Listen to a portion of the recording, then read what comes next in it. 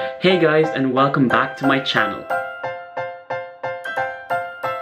It's been quite a while since I last made a video. The main reason being is that I was finishing my final year in college. If you've seen some of my previous videos, which I will link down below, then you'll know that I was studying biomedical engineering. Since I worked really hard to become an engineer, I decided to make a video answering some frequently asked questions because I know from experience that there are information out there, but some of it are sugar-coated to attract people to study engineering. Before I begin, I would just like to say that some of the definitions I give in this video can be found on the internet, and some are from my own college notes. The views and opinions I give in this video are from my own personal experiences and does not reflect those of my peers and my colleagues. By definition, engineering is the application of science and mathematics by which the properties of matter and the sources of energy in nature are made useful to people. In simpler terms, it is working artfully to bring something about. Basically, science is research-based and a lot is dependent on results of lab experiments. On the other hand, engineering applies scientific principles into real-world situations. There are many types of engineering specialties. The most popular are mechanical, civil, electrical and electronic, computer, aerospace, and my own specialty, which is biomedical engineering. Within each specialty are subspecialties. So for example, in biomedical engineering, you can specialize in neural engineering, tissue engineering, materials engineering, and even pediatric bioengineering. Biomedical engineering is one of the youngest branch of engineering that uses the application of traditional engineering principles combined with medical knowledge to tackle problems facing healthcare. Biomedical engineers work in a variety of areas, which include orthopedic and cardiovascular implant design, tissue engineering, and materials development. There are many jobs available to biomedical engineers today, even as fresh graduates. Most biomedical engineers are employed in medical device companies in the areas of manufacturing, process, quality assurance, new product development, materials development, and research and development. If you decide to study further, you can go into teaching and become a lecturer.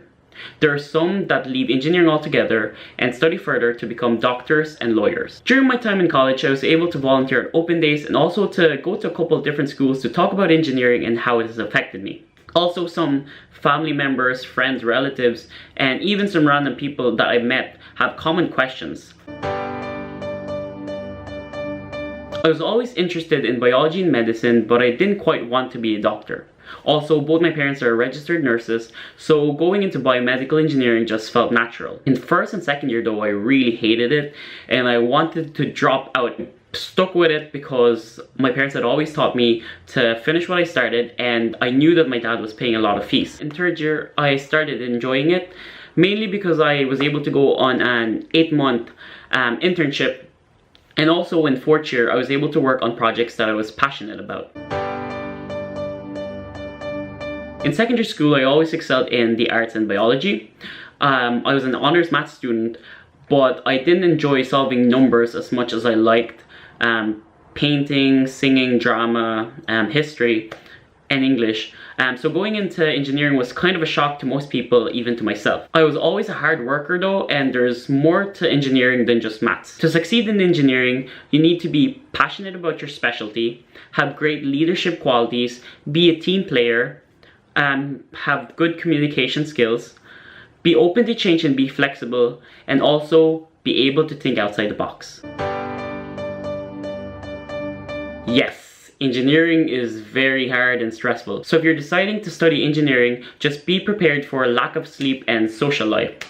You might even hate it and you might want to drop out, but stick with it because trust me, it's all worth it. During my internship, I found the difficulty and stress levels to be different than when you're in college, mainly because when you're working in a company, you don't have assignments that you have to do once the college day is over, so you basically have the rest of the evening to yourself so you can do whatever you want to do and to socialize more.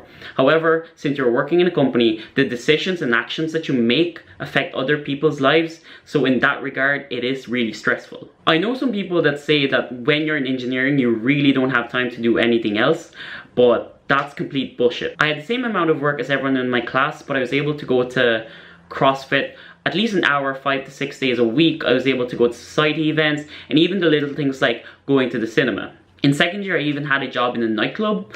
So it's all about time management and not overdoing things. The most common question I get lately is it hard to get a job, or do you have a job?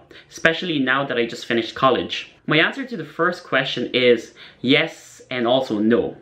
Yes, because as millennials have been complaining for years, most companies are only willing to hire people with at least 2 years of experience.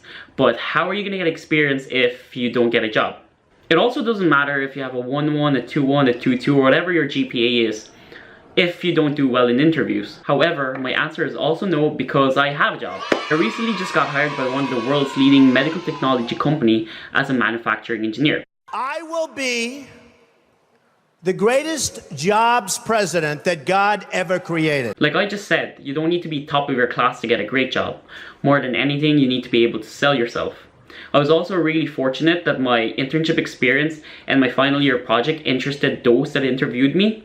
So I'm really excited because I will be starting in about a week's time, and I'm looking forward to what's ahead. Now, those are some general and personal frequently asked questions about engineering. I hope this video helps you understand engineering a bit more, especially if you're trying to decide whether to study it in university or if you're currently questioning why you're doing it. If you have any more questions that I didn't answer in this video, please leave them down in the comments below, and thanks for watching.